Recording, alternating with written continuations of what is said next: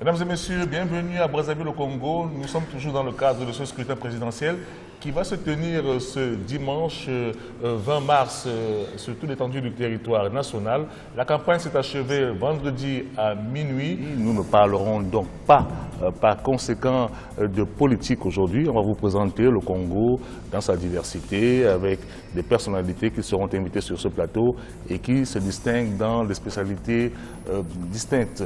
Sur ce plateau, je ne suis pas seul, je suis avec mon collègue Paul B. Singwe. Paul, bienvenue sur le plateau. Bienvenue Thierry. Alors. Nous recevons ce soir Negev Mpassi, il est développeur web, il est accompagné de Steve Ndende, lui aussi développeur web. Nous sommes également accompagnés de Jérès Akono, il est lauréat du prix Best Management Book. Monsieur, bienvenue. Nous rappelons que vous pouvez nous envoyer des messages par le biais de l'adresse qui va s'afficher dans un instant, congo2016@africa24tv.com, par SMS ou WhatsApp au 00 242 06 855 15 64. Je reprends donc par SMS ou WhatsApp 00 242 06 855 15 64. Sans plus tarder, nous vous invitons à suivre ce reportage de Viviane Baukem. Elle est allée à la rencontre de Ndende Steve et de Negev Mpassi. C'est leur passion. Aujourd'hui, ils en ont fait leur métier. Mpassi et Steve, passionnés par les nouvelles technologies, ils ont mis leurs études en parenthèse pour poursuivre leur rêve, celui de devenir des grands développeurs web. Après avoir suivi 6 mois de formation en développement mobile à Ecolab, moi et mes 2 amis avons créé une start-up appelée EANO qui se veut d'être leader dans le domaine de développement d'applications mobiles. Avec EANO, nous avons un grand projet que nous avons appelé le courtier. Notre travail consiste à développer des applications mobiles et des sites web et à faire éventuellement des conceptions infographiques comme des affiches, des badges, des cartes de visite. Après l'obtention de leur baccalauréat, Mpassi et Steve ont décidé de suspendre leur cursus académique afin de se concentrer au métier du web. Ils ont à cet effet suivi plusieurs modules de formation au sein de la fondation Ecolab qui leur a permis de se révéler. Aujourd'hui, l'un développe une application nommée InfoDroit et l'autre a mis en place une plateforme de e-commerce dénommée EANO. Le courtier, c'est un projet de e-commerce. Le courtier est une plateforme composée d'une application mobile, un site web et un service de livraison qui l'accompagne. Nous voulons que chaque Congolais puisse avoir la capacité de s'offrir les produits de qualité à un très bon prix en passant par notre plateforme et en se faisant livrer à la maison. Le projet sur lequel on travaille actuellement s'appelle Info et à l'intérieur il y a InfoDroit parmi tant d'autres. Donc InfoDroit, on l'a dédié à la faculté de droit. Donc c'est une application et un site web qui va permettre aux étudiants de la faculté de droit d'avoir plus facilement accès aux informations et de pouvoir mieux suivre leurs études là-bas. En fait. Malgré leur génie créatif, ces jeunes talents sont toujours à la recherche de potentiels investisseurs ou incubateurs d'entreprises afin d'industrialiser le fruit de leurs recherches. Negev Mpassi, alors vous êtes développeur mobile et infographe. Hein. Cette passion-là, elle vous est venue comment? Simplement en suivant la télé quand j'étais petit dans des films américains. Pour la programmation éventuellement. Et pour l'infographie, c'est des bandes dessinées. Carrément. Oui. Alors, comme on le voit dans le reportage, vous avez arrêté vos études après le bac pour poursuivre votre passion. Oui. Est-ce que ce n'est pas un risque? Est-ce que quand on est jeune universitaire, on est suffisamment formé pour un tel projet? Non, pas forcément, parce que quand j'ai abandonné justement en 2e année, au départ, j'avais très peur. Tout le monde me disait que j'avais fait un mauvais choix. J'ai pris le risque justement de continuer sur cette voie-là. Et maintenant, je me rends compte qu'effectivement, c'était le bon choix à faire. Parce que ça m'aide, parce que déjà au niveau de la faculté où je me trouvais, il y avait certaines difficultés qu'aujourd'hui avec les compétences que j'ai, ça me permet justement de résoudre ces problèmes-là pour ceux qui sont encore là-bas. Donc vous êtes parti de ce que vous viviez en tant qu'étudiant pour proposer votre projet. Exactement. Alors, est-ce qu'il y a beaucoup d'écoles ici? L'un de mes projets parce qu'il y en a plusieurs. On y reviendra. Est-ce qu'il y a beaucoup d'écoles ici qui forment des programmateurs À ma connaissance, enfin, je suppose que oui, mais j'en connais pas vraiment en fait. Parce que en fait, l'école où je suis, la fondation Yecolab, donne un programme particulier. C'est pas un programme universitaire comme les autres en fait. Voilà, c'est un programme orienté plus vers le professionnalisme, je veux dire ainsi. Alors, Monsieur Dende, vous aussi, vous êtes développeur mobile. Quel est votre projet? Vous travaillez sur quel projet en ce moment? Actuellement, avec mes deux partenaires, Carlo Bissi et Christ Bouboué, nous avons mis en place une plateforme de e-commerce, comme je l'ai dit, composée d'une application mobile, un site web et un service de livraison. Mais pour l'instant, nous n'avons pas encore mis la plateforme sur le marché en attendant les investissements. Et le projet consiste à pouvoir permettre à tout Congolais de faire des achats en ligne sans perdre en termes d'argent, de temps et d'énergie. Alors Paul, on va rappeler peut-être à ceux qui nous regardent, ce monsieur Steve, dès l'âge de 12 ans, vous avez commencé à démonter des appareils et vous n'avez jamais suivi un cursus en électronique? Jamais. Jamais, jamais? Jamais. Et pourquoi le e-commerce? Le e-commerce. Déjà, on a eu quelques formations qui à Ecolab, nous permettant d'orienter nos compétences vers l'entrepreneuriat. Il y avait beaucoup d'autres solutions qu'on pouvait offrir, mais le e-commerce, pour l'instant, au Congo, est un secteur qui n'est pas exploité. Donc, ça a été notre première cible, car nous avons rencontré dans notre vie de chaque jour beaucoup de problèmes à travers les achats que nous faisons dans la cité. Nous constatons donc qu'une plateforme de e-commerce doit être quelque chose de très, très important que les Congolais attendent impatiemment.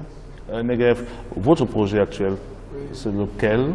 Vous pouvez encore détailler? Oui, on l'appelle InfoDroit. Ça sera pour la faculté de droit. Je dis ça sera parce qu'en fait, il est encore en conception. Là, actuellement, il est fini, mais il est en phase de test. Oui. Et comment est-ce que vous allez gagner de l'argent?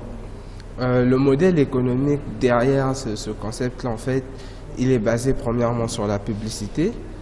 Deuxièmement, pour ceux qui n'ont pas des smartphones, on va mettre en place un système pour recevoir les informations via le GSM pour les téléphones avant les smartphones. Donc ceux-là, certains services pour eux seront payants. Quand on est jeune entrepreneur, sur quoi s'accroche-t-on pour aller au bout de sa passion, de son rêve? Simplement par ceux qui sont passés avant nous, qui ont reçu. On essaie de faire comme eux. Voilà. Vous avez une aide, vous recevez souvent du gouvernement ou bien vous souhaitez recevoir une aide quelconque?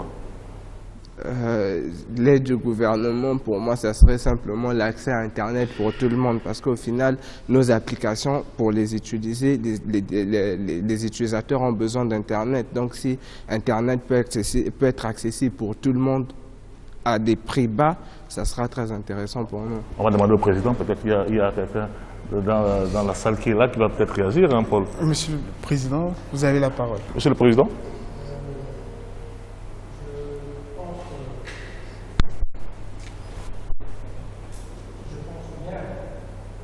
Que les jeunes, je l'ai toujours dit, et qu'on ne peut que s'élever par l'effort. Et ces jeunes ont du talent et ils peuvent aller loin. Et ça, j'en suis sûr et certain que l'Afrique a énormément de potentiel.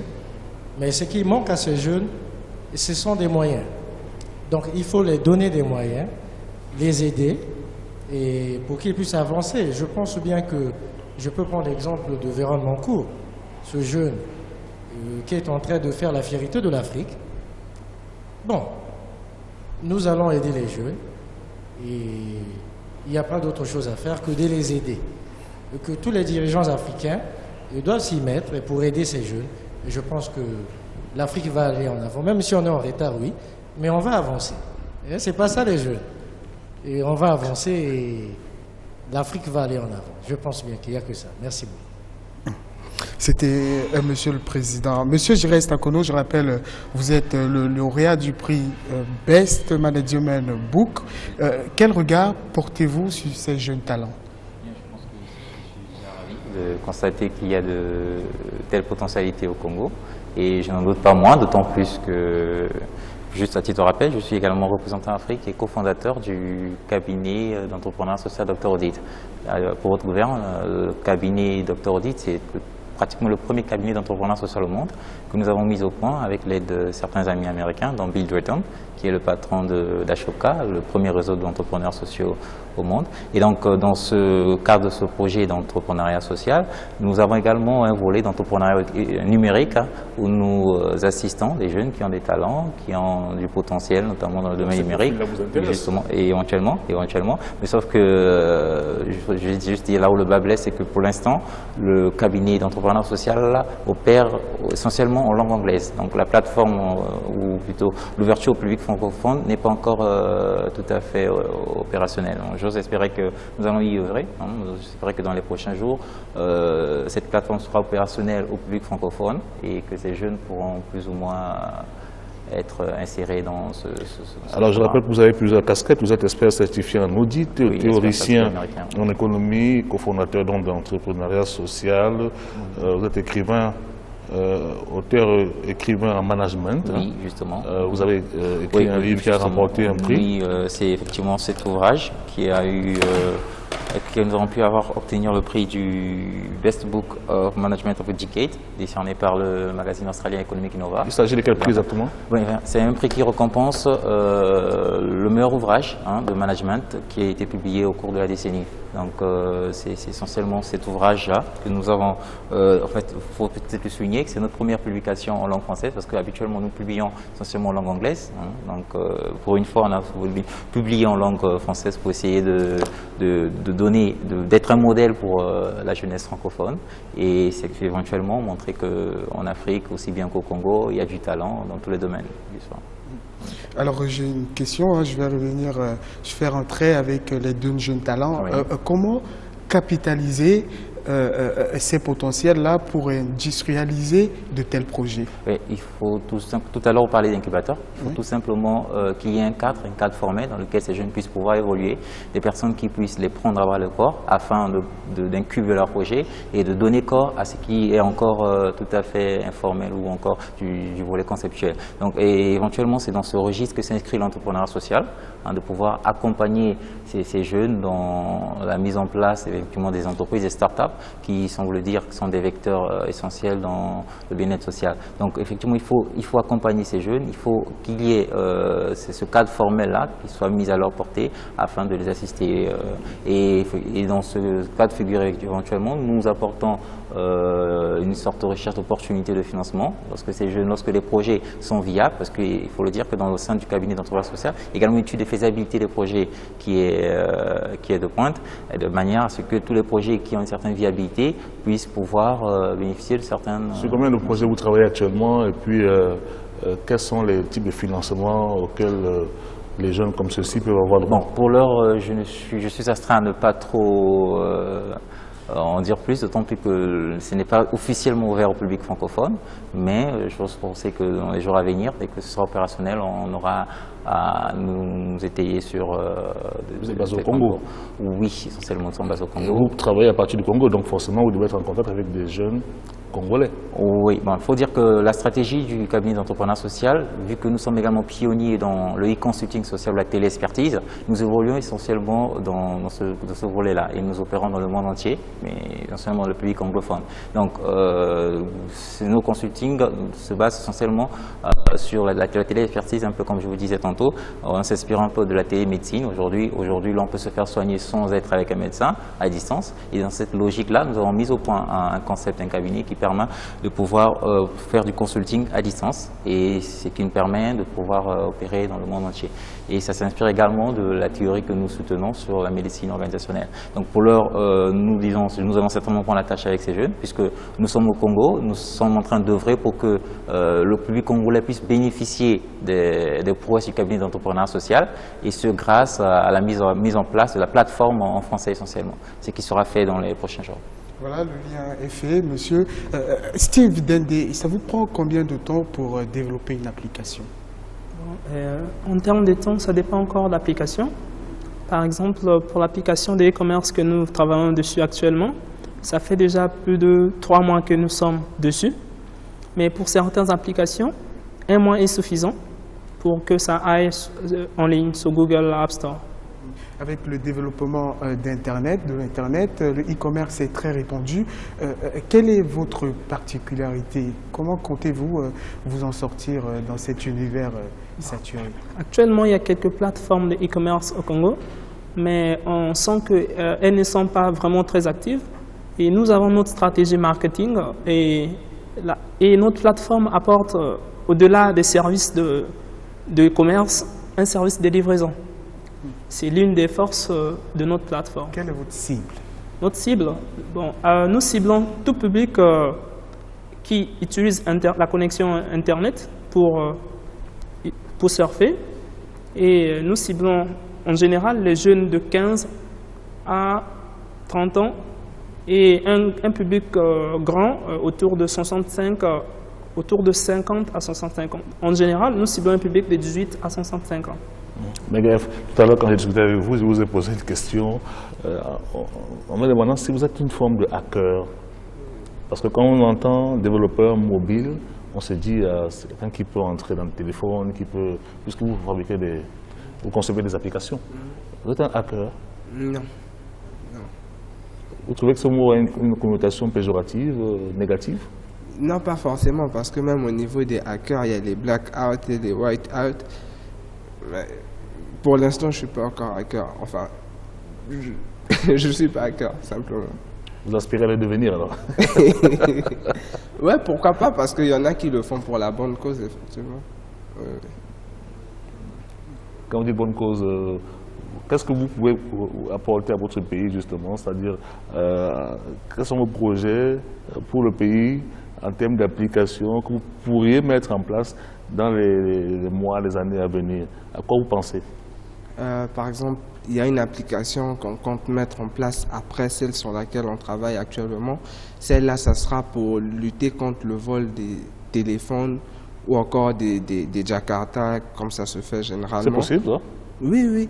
On va mettre en place un système de géolocalisation.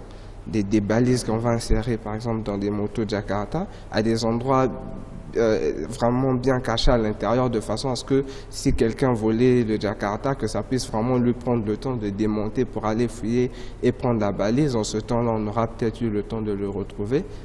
Donc ça, généralement, ceux qui ont des Jakarta savent que ça se fait voler régulièrement à Brazza, ici, là. Jakarta, ce sont les motos, hein? Oui, voilà. Ici, ces motos-là, il y a un genre de moto qu'on appelle Jakarta à Brazza, ici, là. Voilà. Ou encore avec les smartphones, un système de géolocalisation qui va permettre aux gens, lorsqu'il se fait voler son téléphone, de pouvoir localiser où se trouve le téléphone et aller le récupérer, peut-être avec les forces de l'ordre pour éviter. Mais pour le localiser, qu'est-ce qu'il va faire? Il va falloir qu'il ait une application que vous avez conçue directement sur notre téléphone, ou bien il faut qu'il aille voir l'opérateur téléphonique? Ça se passe comment? Ou bien vous voir? Il crée un compte sur le site internet qu'on va dédier à ça, et ensuite il installe l'application dans son téléphone. Maintenant, pour la suite, je préfère ne pas en parler, sinon si un voleur, écoutez, enfin un futur voleur peut-être de téléphone, il va se préparer en conséquence. Mais bref, il y aura un compte qui sera créé sur le site et l'application installée dans le téléphone, de façon à ce que le jour où le téléphone n'est plus là, il vient sur le site pour pouvoir retrouver son téléphone. Steve Dende, quel serait votre projet en lien avec le développement de votre pays, le Congo? Ok, le projet que nous avons à Yano, à part la plateforme de e-commerce, est un projet appelé Lusungi. Lusungi, c'est en langue lingala, ça veut dire l'aide en français. Le projet Lusungi se veut d'être aussi leader dans le domaine de la médecine. Avec le projet Lusungi que nous avons postulé au concours des RFI, Jeunes Talents, nous voulons que les gens puissent facilement accéder aux services médicaux. Donc, nous incluons là l'accès, la géolocalisation des pharmacies, des hôpitaux de la place, et pour que les personnes puissent rentrer facilement en contact avec les docteurs. Donc, on a un peu généralisé beaucoup de choses sur la santé dans ce projet-là. Alors je rappelle que nous sommes toujours avec M. Giresse Akono Gansui qui a donc édité ce livre-là sur l'audit interne, médecine des entreprises et des organisations. C'est votre premier ouvrage en français, c'est ça? Ma première publication en langue française, oui. D'accord. Est-ce qu'il y en a d'autres que vous comptez publier? Où est-ce qu'on peut retrouver cet ouvrage-là? Eh bien, d'abord pour répondre à la première question, quand j'ai dit mon premier ouvrage en langue française, parce qu'éventuellement nous publions essentiellement en langue anglaise. Donc, en tant que théoricien et en économie, nous évoluons au sein de Project Syndicate, qui c'est un groupement qui réunit tous les lauréats du prix Nobel en économie et tous les grands penseurs en économie. Et nous sommes membres de ce club depuis pratiquement une décennie. Donc nous publions des articles essentiellement en langue anglaise.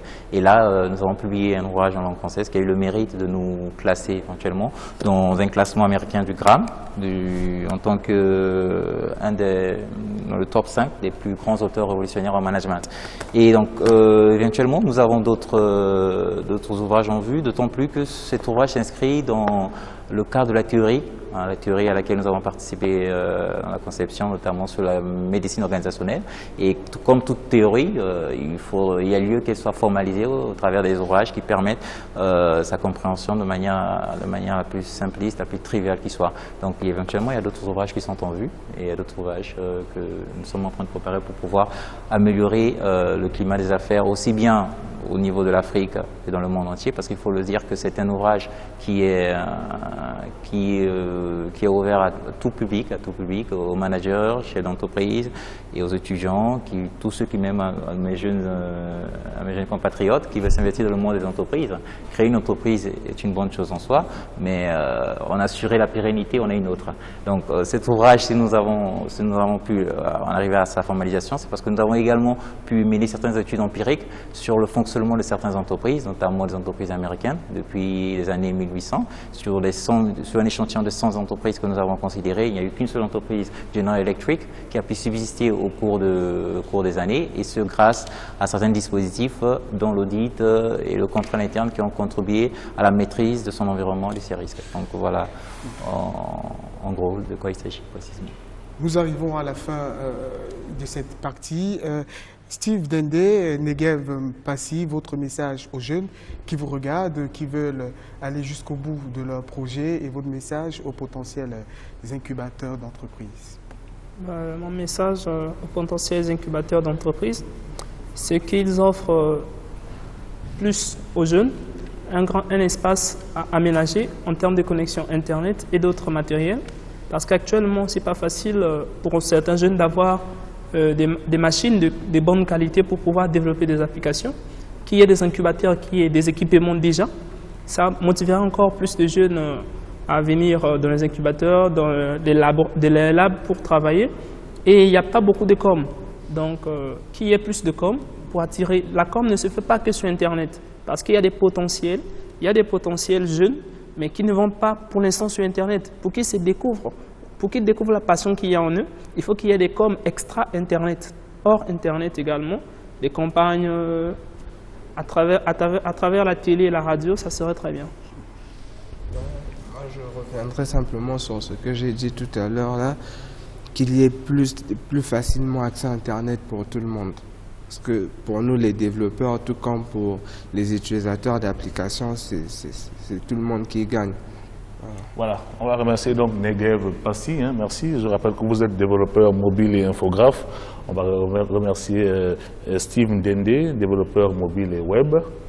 Et Giresse Akono Gansui, qui est auteur et théoricien en management de l'économie, auteur du livre L'audit interne, médecine des entreprises et des organisations.